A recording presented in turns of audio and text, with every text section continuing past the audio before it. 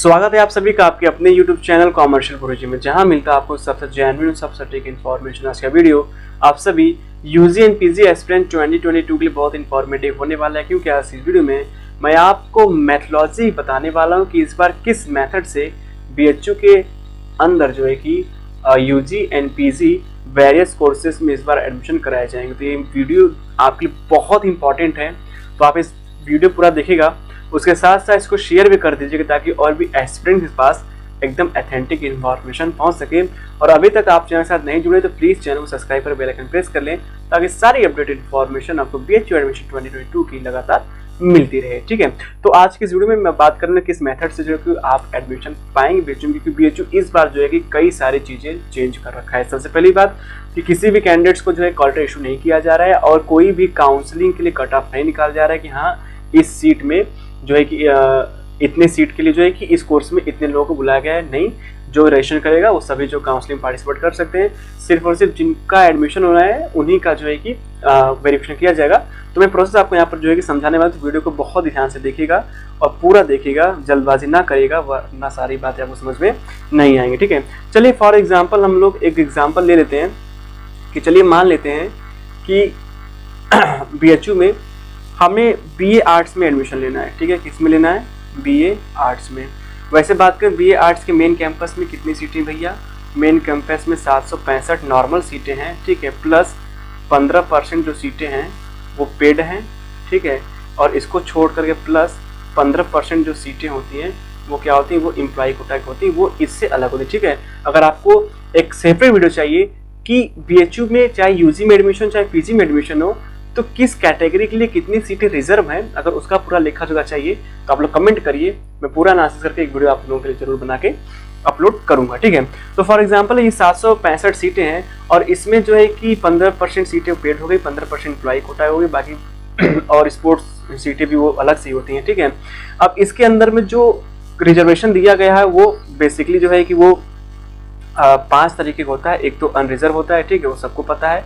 ठीक है, तो 5 तरीके से इसमें जो रिजर्वेशन होता है, और वो क्या होता है? एक हम लोग जनरल लेते हैं, कितना परसेंट? 40%। ठीक है, उसके बाद आपका OBC आ जाते हैं, OBC कितना मिलता है भैया? 27%। उसके बाद आ जाते हैं SC कितना मिलता है? 13% के आसपास। उसके बाद आते हैं आपके ST कितना मिलता है? 6 to 7% के आसपास। ठीक है, 6 to 7% आसपास। और उसके बाद आते हैं EWS। ठीक है, EWS वालों को कितना मिलता है? 10%। और बाकी एक कैटेगरी और है, वो है PH की। ठीक है, PH कितना परसेंट है? 5%। ठीक है, तो इस तरीके से जो कि सीट का अलॉटमेंट होता है। इस बार कैसे सीटों का अलॉटमेंट किया जाना है उसके लिए जो है कि प्रोसेस बनाया जाएगा। तो मान के चलिए कि किसी कोर्स में 100 सीटें हैं। ठीक है ना, किसी कोर्स में क्या है? 100 सीटें हैं और इन सीटों में से जो है कि 40 सीट हमने बांट दिया, फिर हमने बांट दिया 27 सीट। ठीक है, फिर हमने बांट दिया 13 सीट, फिर हमने बांट दिया जो है कि 7 सीट। ठीक है, तो ये टोटल कितने हो जाएंगे? ये आपके हो जाएंगे 20, 40, 47 और 3 सीट हमने बांट दिया PH को। ठीक है, इस तरीके से। ठीक है, तो ये हमने जो सीटों को बांट दिया, बाकी इसके बाद जो एडिशनल सीटें उनको अलग से बांटेंगे, लेकिन मैं आपको समझाने के लिए मोटा तौर पर बता रहा हूँ। ठीक है, अब इस 100 सीट के लिए भैया कितने लोग को हमको भेजना है? तो 100 सीट के लिए टॉप में हमने 40 रैंक तक अगर देखा, भाई रैंक BHU पता है, रैंक आपको इस बार नहीं पता होगा, चाहे यूजी की बात है चाहे पीजी की बात कर लें, तो BHU पता है। तो इस 40 जो सीटें हैं वो किसकी हैं? वो जनरल की हैं। ठीक है, ये किसकी हैं? ये OBC की हैं। ठीक है, OBC की। ये किसकी हैं? ये SC की हैं। ये किसकी हैं? ये ST की हैं। और ये किसकी हैं? ये होगी आपकी PH की। ठीक है, इसमें EWS भी है। ठीक है, तो EWS इसी में जो है कहीं हम 10 सीट करते हैं, छूट रहा था, अब जाके हुआ। ठीक है, ये 10 सीट किसकी हो गई?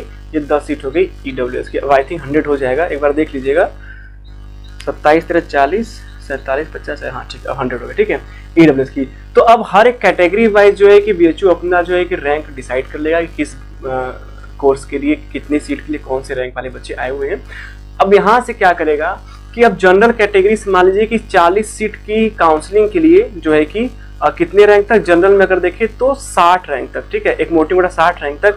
अब 60 रैंक तक कैसे?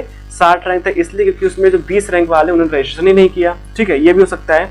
तो इसी तरीके से अब 27 सीटों के लिए कितने, 27 सीटों के लिए जो है लगभग 35, ये 35 इसलिए बढ़ा रहा हूँ क्योंकि हो सकता है कि इसमें से जो है कि कई सारे ओबीसी कैटेगरी वाले इस यूआर में चले हो गए, ठीक है।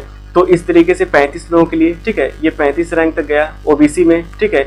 ऐसे ही एससी के लिए, एससी में 13 है, हो सकता है कि ये 15 रैंक तक चला जाए, हो सकता है 2 बच्चे काउंसलिंग न कराएं या एक बच्चे जो है कि यूआर में चले गए हों, ठीक है, 15 रैंक तक, ठीक है। और उसके बाद एसटी में 7, तो ये जो है कि 10 रैंक तक हो सकता है 3 बच्चे जो है कि काउंसलिंग नहीं कराएं, ठीक है, छोड़ दिए। और ईडब्ल्यूएस में जो है कि लगभग जो है कि 20 रैंक तक, 20 रैंक तक क्यों, क्योंकि जो ईडब्ल्यूएस बच्चा होता है वो जनरल से होता है, ठीक है। तो हो सकता है कि जो 10 रैंक वाले हैं इसमें से जो टॉप वाले ईडब्ल्यूएस वाले रहे होंगे वो इस यूआर में आगे होंगे। इसका लेखा जोखा मैं जो है कि आपको रिजर्वेशन वाले बताऊंगा कि किस तरीके से जो है कौन सी सीट तक जो है कि क्यों सीटें कम रहती लेकिन एडमिशन ज्यादा रैंक तक हो जाता है, ठीक है। तो इतने रैंक तक इन्होंने डिसाइड कर लिया। अब भैया ये क्या करेंगे, अब ये सीधा क्या करेंगे, अब ये पेमेंट लिंक जारी करेंगे। तो यहाँ से जो है कि इन्होंने 60 बच्चों को सिलेक्ट किया, ठीक है, और पेमेंट लिंक जारी करना क्या किया, शुरू किया, ठीक है। तो यहाँ से इन्होंने बच्चों को सिलेक्ट करके इनको पेमेंट लिंक जनरेट किया, इनको इनको इनको इनको, और इस बार जिनको पेमेंट लिंक जनरेट होगा उन्हीं का क्या होगा, उन्हीं का वेरिफिकेशन किया जाएगा, ठीक है, उन्हीं का पूरा वेरिफिकेशन जो है कि यहाँ पर उनका किया जाएगा, ठीक है। तो इस तरीके से वेरिफिकेशन किया जाएगा। तो अब इतनी जो है पेमेंट लिंक एक साथ जो है छोड़ी जाएंगी, लेकिन सबसे पहले इस बार नियम है, सबसे पहले पीएच कैटेगरी वाला होगा। किसका होगा, सबसे पहले पीएच कैटेगरी वालों का। उसके बाद जब पीएच वाला हो जाएगा तो एक दिन के बाद, ठीक है, तुरंत जो है कि general, OBC, ST, SC, EWS, ये 4 कैटेगरी वाले जो लोग हैं, 5 वाले, इनको एक साथ भेजा जाएगा। और ये जब सब सीटें भर जाएंगी उसके बाद आएगा पेड वालों का नंबर, ठीक है। उसके बाद क्या आएगा, पेड वालों का नंबर। और एम्प्लॉय कोटा भी इन्हीं के साथ साथ चलेगा, ठीक है, एम्प्लॉय कोटा भी इन्हीं के साथ साथ चलेगा, ठीक है। पेड वाला जब रेगुलर सीट फुल हो जाए तब पेड वाला आता है, ठीक है। तो अब जो है कि क्या हुआ कि मान लीजिए कि अब 60 रैंक तक आपने भेज दिया, लेकिन 2 दिन का समय दिया गया, 48 घंटे का समय दिया जाएगा पेमेंट करने के लिए। और 48 घंटे में सिर्फ और सिर्फ 45 सीट पर पेमेंट लिंक मिला। कितने सीट पर, 45 सीट पर। अब इसमें जो है 15 सीट बच गई, ठीक है।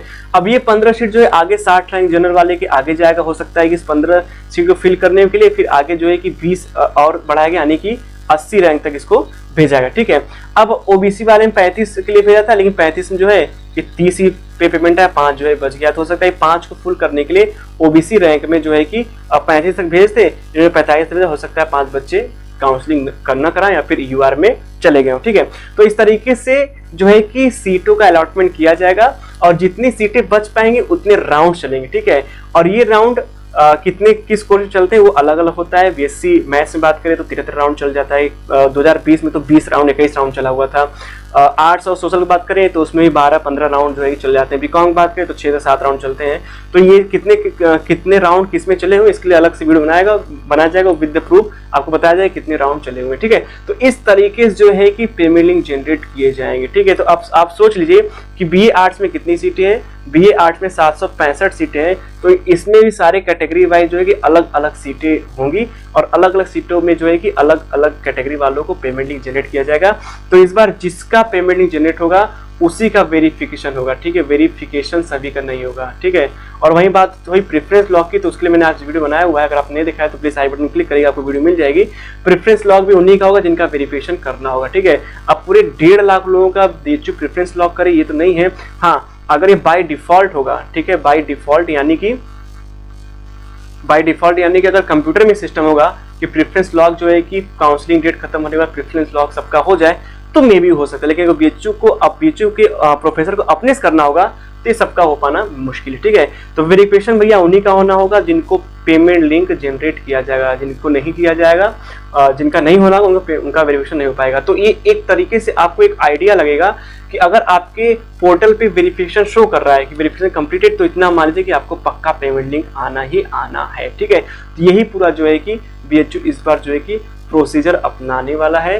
किसके लिए अपनाने वाला है? प्रोसीजर अपनाने वाला है आपके एडमिशन के लिए। यही सेम चीज जो है कि यूजी के लिए भी और यही सेम चीज जो है पीजी के लिए भी जो है कि अपनाई जाएगी। और जो पहला पेमेंट लिंक है इस बार का, ठीक है, जो पहला पेमेंट लिंक है वो मान के चलिए वो 12 से लेकर के 15 अक्टूबर के बीच में जनरेट किया जा सकता है, ठीक है।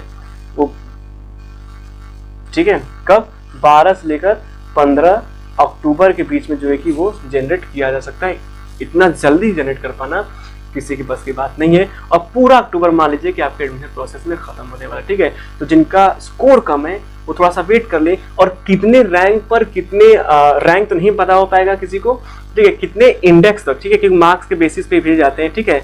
तो कितने इंडेक्स तक जो है कि आपका पेमेंट लिंक जारी किया गया है वो आपको यहाँ से बताया जाएगा, क्योंकि मेरा कॉन्टेक्ट लगभग यूजी कोर्सेज में सभी फैकल्टी में, तो बड़े आराम से आपको यहाँ से सारा जो है कट ऑफ जो है कि बता दिया जाएगा। इवन कई प्रोफेसर इतने अच्छे हैं वो डायरेक्टली मुझे जो है कट ऑफ भेज देते हैं जैसे वहाँ पर जो है कट ऑफ रिलीज की जाती है। तो आपको नहीं परेशान होना है, इसलिए कहता हूँ चैनल से आप जुड़े रहिए, कहीं पर कोई नुकसान नहीं होने वाला। और जब 9 अक्टूबर बीत जाए आपका, जब 9 अक्टूबर बीत जाएगा तो आपको रोज रेगुलर अपने पोर्टल विजिट करना है, कम से कम 3 बार, सुबह 10 बजे, शाम को 5 बजे, रात को 11 बजे, ठीक है।